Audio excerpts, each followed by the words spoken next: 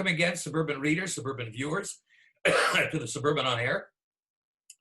And as you know, I hope you know, my name is Beryl Wiseman. I'm editor of the paper. This is Beyond the Pages, where we take a look beyond the stories that you've read in the pages with the people making a difference. And welcome again to my study as a studio. I have a total conflict of interest with today's guest. So before I tell you the issue, let me tell you about him. Pierre von Roxborough, as many of you know, did not demerge from the city, which was probably a bad thing for them, but it's a good thing for all of us, particularly all of us in the suburban reading area. We have a concentration on the West Island. We also have a concentration on the city. And I must tell you that our guest today, Benoit Langevin, is the city councillor for Pierre von Roxborough. He's also a dear friend, great activist, founder of AJOA that helps troubled youth. And he and the mayor of Pierrefonds, Jim Bass, are both city councillors. And they are among the most eloquent and passionate voices holding this mayor to account. Now, you know that we've written a lot about this mayor, particularly her green dogma that's hurting businesses, that's destroying the heart of downtown. But she claims all the time to be compassionate. Well, I tell you, Benoit Langevin is compassionate. And earlier this week, he gave, as he calls, a cri de coeur. We're going into winter. We've got a lot of homeless.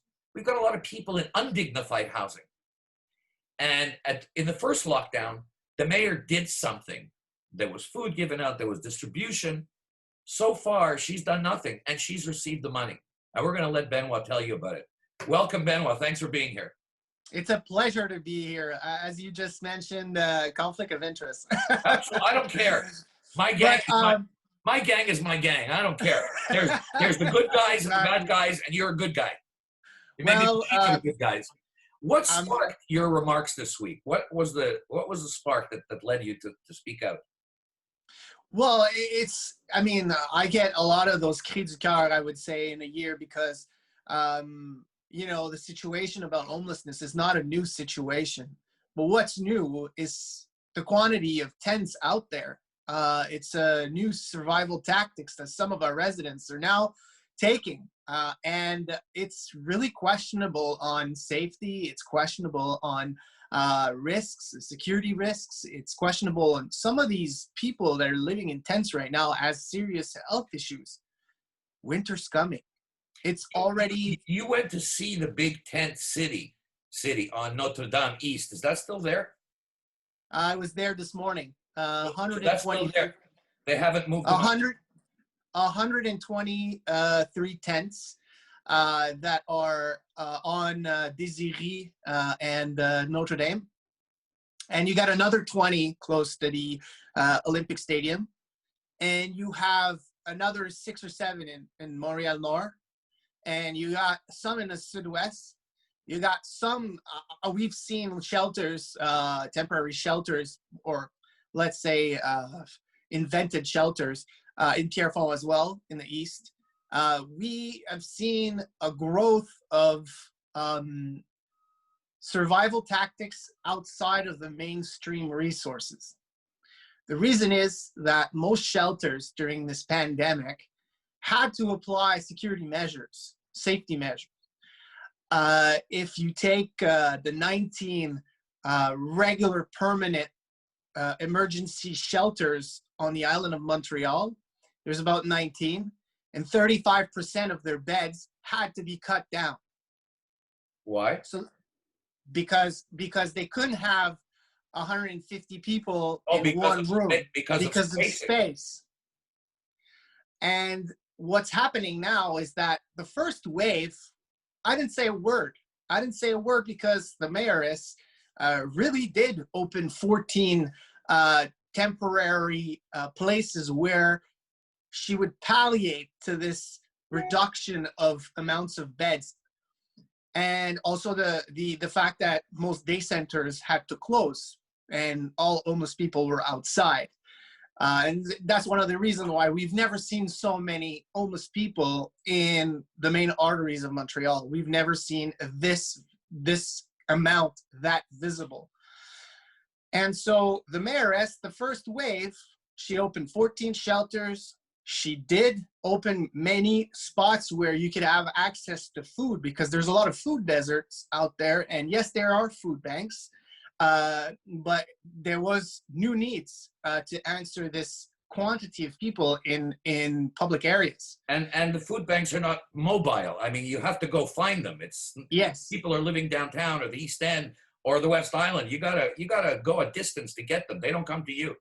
And transport being what it is, Right. especially in the outskirts, especially in Montreal Nord and Pierrefonds and in Rivière-des-Prairies, the busing isn't as developed as the mayoress would suggest. And the buses are not cheap either. It's pretty expensive for someone to decide to eat a cheeseburger or to take the bus. Now let's talk about cheeseburgers. There's no more cheeseburgers available. You can't just, without a car, you can't go through a drive-through of McDonald's. Right. So all these places which are alternate day centers, you can't go anymore. So that's another reason why we need to have places that are coordinated, that allows a trajectory for these individuals to find food and shelter. And right now, first wave didn't say a word as the opposition until July 14th. When July 14th was the first tents that were starting to appear, because I realized they closed one of the temporary shelters in the Maurice Richard Arena. Once that was closed, then a couple tents started to pop up in a near park. And then I realized that the mayor had started a transition plan, because in August, we were kind of back to normal-ish, right? But now we're back to the red zone. We're back to what we were when she was offering those 14 shelters, but with only 3 temporary installations, from 14 to 3. And then all the day centers where you would have access to food, Parc Émilie Gamelin, that Désiré Park there, Cabot Square, all these areas you could have access to food. Well, now they're closed. So what I'm saying is, So now we have no temporary shelters in Montreal. we do have temporary shelters, but they're full. We're the 16th of October, and let's say the winter measures has to be put in place by November 15th. If you want to go to Tout le monde en parle and say you want to open 500 beds, you want to, what is this conditional talk? What's stopping There her? is a need. You have to answer it. You're the mayoress. What's stopping her? What's stopping her? So she's talking with conditions, and she wants to open 500 beds in 28 days. What is she like? Did she ever run a nonprofit who offers shelters? Ask any of the big shelters. It's a minimum of 30 days to implement this type of service. So she's saying things in the media that are false, that she wants to. You're the mayor. If you're not doing it, who's gonna do it? And whenever you attack the Plante administration about homelessness, it's never about them. It's always about Quebec government. Oh, the Quebec government, whenever you ask, oh, it's the federal government. But So, you made a point this week that she's got something like $263 million to spend on this. well, the $260 million that were announced was to palliate to the deficit it was going to generate. The $26 million in homelessness is already spent. I have a detailed breakdown of that $26 million. So that money is spent. So why are they still using that argument saying we spent $26 million for homeless people? Oh, so now we're off the case? Like, oh, now we don't have to spend anymore? Wait a second.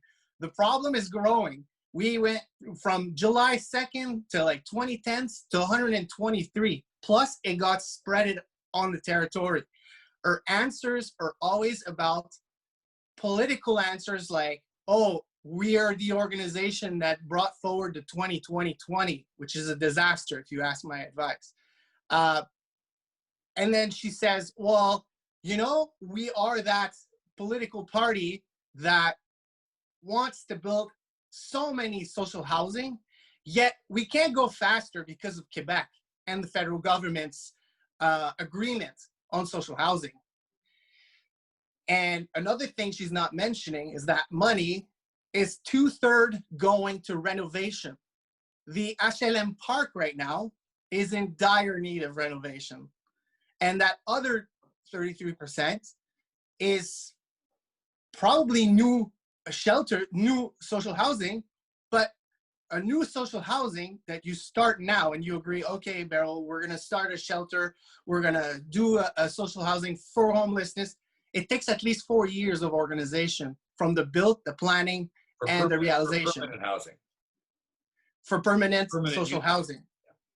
So what she's saying is an answer in 4 years, and she's not giving answers for now. And there's a humanitarian crisis, if you want my opinion. It's a humanitarian crisis. Clearly, and most experts would tell you that for every homeless person you see, for every tent you see, and even the experiment we had several years ago, where 3,000 homeless was the number that was decided for the Ville de Montréal, not the Ile de Montréal. Most experts will tell you that for every one that's identified, there's another 10 that are hidden. Absolutely. So here we have a municipal government that's just announced a fairly balanced budget. I mean, you got a $5 billion budget, and she announced a $129 million deficit, which is not the end of the world and a lot less than I expected, but we're still collecting 75% of our revenues from property taxes. Basically, we have a situation where for $20 million, she could bring relief in the form of temporary shelters, taking Maurice Richard, maybe taking the Bell Center like they did in New York, and putting up the beds, properly social distance, having trucks to deliver food to where the homeless and the hungry are. It's a relatively small amount of money for a mayor who spent $145 million. I'm going to editorialize now. I spent $145 million in your backyard buying private land, making private landowners rich to make the biggest park in Canada, a park where we don't really need. But she can't seem to find 20 million to help starving Montrealers. Did I sum it up? Well, I mean, there's so many expenses that we could question. I mean, during this crisis, having bike paths that are sanitary, what are you talking about? Oh, mess up. You're on a bike. Benoit, I'm surprised at you. I'm sorry. I mean, the West Aller in me cannot understand that, in the sense that, yes, there is areas in Montreal where you have a large density of people biking to work, and I'm happy for them, and it's great, and I encourage transport active. But I mean, it's not a solution for everybody, and honestly, deciding between bike paths and to invest larger amounts in permanent measures, investing in the community organization world to have permanent measures for people to get out of the street. I mean, I don't know. I don't understand these types of priorities that she's here are the numbers from the city. So the mayor is also mayor of Ville-Marie borough, of course, which is the downtown of Montreal, which downtown, is 1/3 of Quebec's GDP. So at a time when small businesses are trying to recover, she went ahead with a $200 million project to close St. Catherine Street to 1 lane of traffic. They're dying there. But on the issue of her bike paths, because she's expanding the sidewalks and building more bike paths, she's already taken out 2,000 parking spaces in her borough. She is now closing.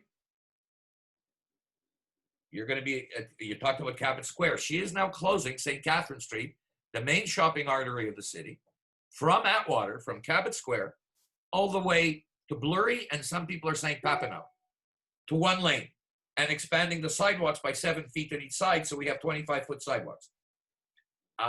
Yes, I think this mayor's priorities can be questioned. And Beryl, we're gonna have a downtown in the West Island soon, apparently, and I just Boucherville looked has at our, their downtown. we're And writing that story. I mean, Royal Mount is gonna be another downtown, and Point Claire. Exactly. So I think that they're pleasing to their base that wants to turn Montreal into a family resort. Yeah. And it's killing culture, nightlife. It's killing a lot of the restaurants, a lot of the historical areas. I know that you've cautioned about these policies in city council, but does anybody in city council bring up the city's own numbers? So here are the numbers from the city of Montreal on locomotion in the arrondissement of Ville-Marie. So on locomotion, any given day, winter and summer, 440,000 cars go into the arrondissement of Ville-Marie. At the height of summer, there are 26,000 bicycles in Ville-Marie. Has anybody pointed out to our mayor that she's governing for a minority of, I'm not doing the math well, a minority of 6% of the population? Well, that's why we always say that Projet Montréal is dogmatic, is because they're not running the city for Montrealers. They're not running the city for demerged citizens. They're not running the city. They're not running the city for West Islanders. They're running the city for downtown core and for their base. And dogmatism is that, in the sense that they have to have this broader perspective of what it is to live on Saint-Charles, or what it is to live in Rivière-des-Prairies at the end of Gouin. I mean, some of the streets there needs reparation for the past 4 years, and it's main arteries, so it's responsibility of the downtown core. Yet they could pushbacks. And I mean, their interest is really to, please the people who elected them. And I think it's the wrong way to run a city and to make a city cohesive. And honestly, you're talking about downtown core and all the businesses that are closing and the road transformation. A lot of the attachés of Projet Montréal would attack me on what I'm saying right now, but I'm going to say it. They're saying that you can have access to parking from the private organization around St. Catherine, so a West Islander can come downtown and shop and have a great experience. Well, that's completely banana. It's completely banana because I have 2 kids, 4 and a 6-year-old, as you know, and a wife. You think I'm going to come downtown? And I'm going to say it. I'm in Cap Saint-Jacques, so it's 45 minutes without traffic. Right. Okay? Without. So I'm going there, and I'm a Montrealer. I pay taxes in Montreal. And so I'm going to get downtown. I'm going to shop around with my bags, with my 2 kids that are going to have bags, and I'm going to take public transit. What are they thinking about? And I hear the mayor talking about the 15-minute gig. Like, how the hell are my constituents going to take that? How can they be represented with that type of statement? So that dogmatism that we're always talking about is exactly that. She's not thinking about the West Island. She talks about this parking in private buildings. So first of all, I checked that out. There are 2 buildings where you can park at a reasonable cost, Palais des Congrès and Complexe des Jardins. So Benoit Langevin, with his lovely wife, Marie-Claude Bordeaux, and the 2 kids are going to park at Complexe des Jardins, walk through the Quartier des Spectacles to get to the bay is a half an hour walk after you move it for 45 minutes. Yeah. Makes a lot of sense. We used to have trottinettes because it was their idea, right? And we said it's the bad idea. I could have used a trottinette back then, but and I'm just saying that yeah, I know. To laugh at them because we told them bad idea. Oh, it's a bad idea. Oh yeah, it's a bad idea. And then, it's polluting.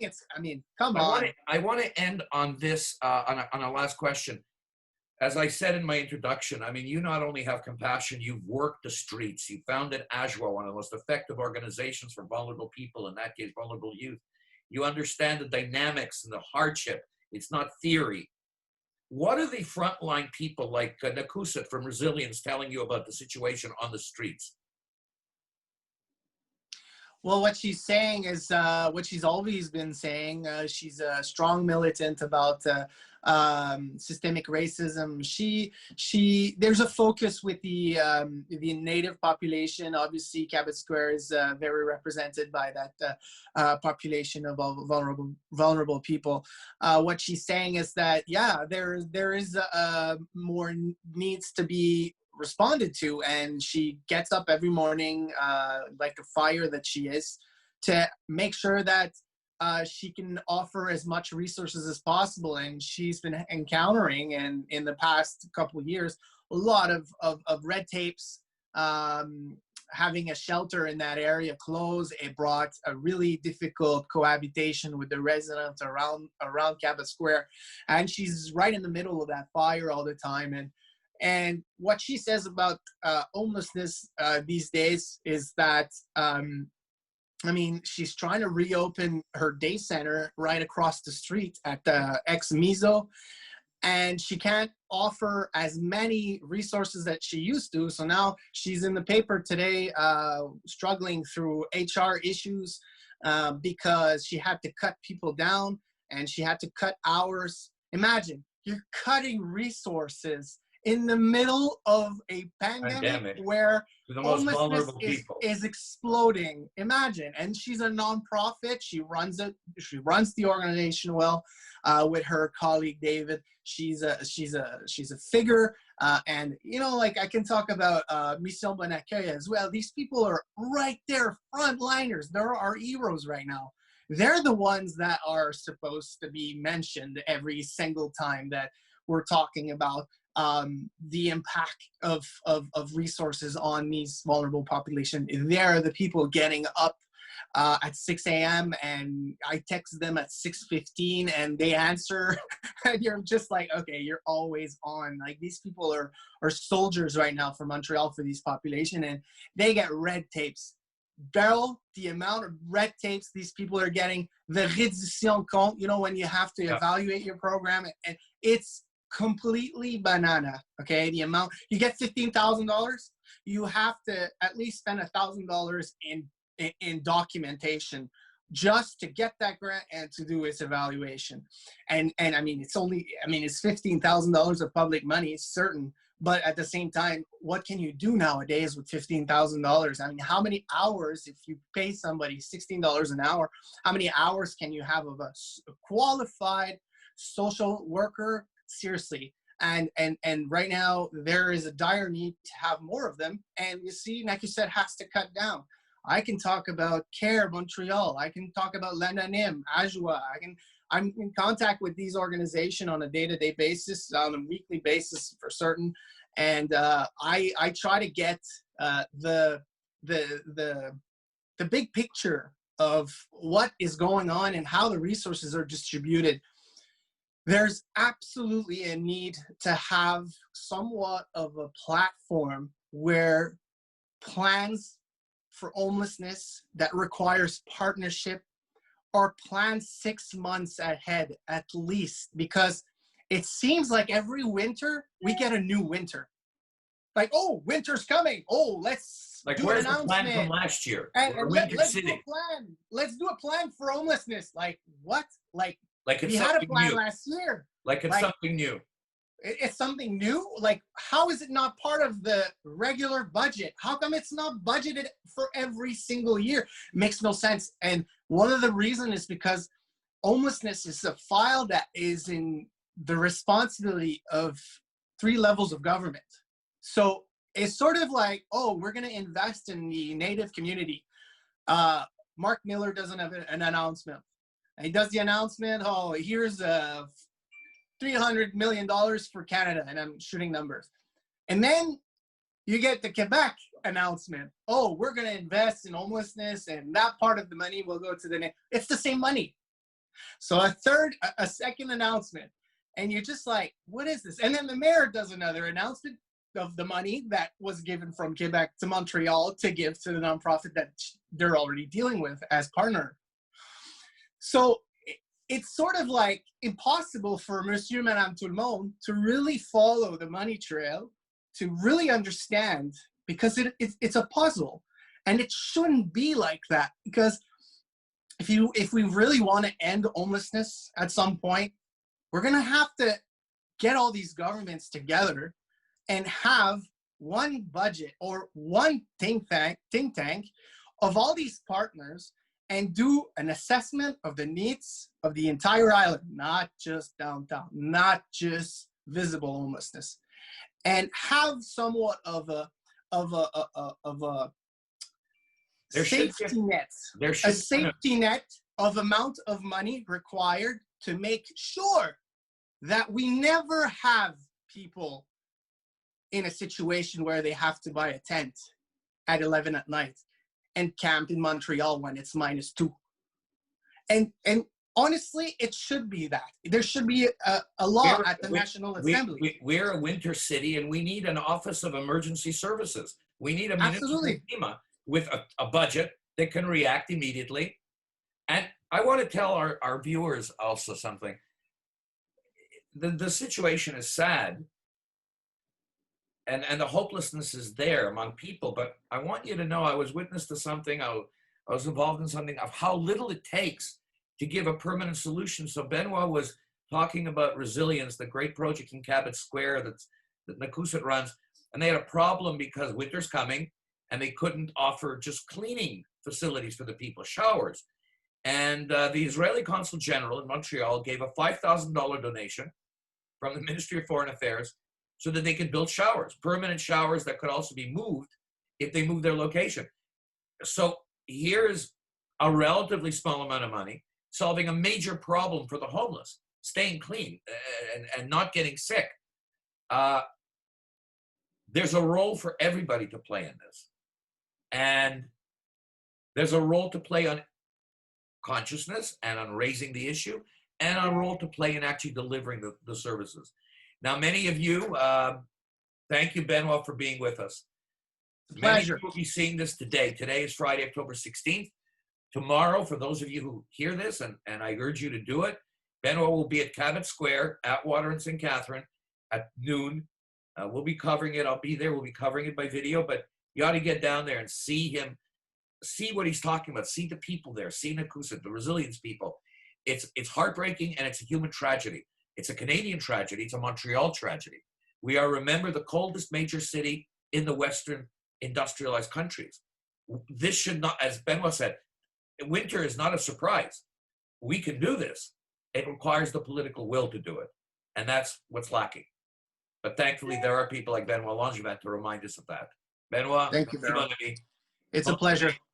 Bye. We'll see you next time. Thank you. And thank you. And I'll see you on the next Beyond the Pages.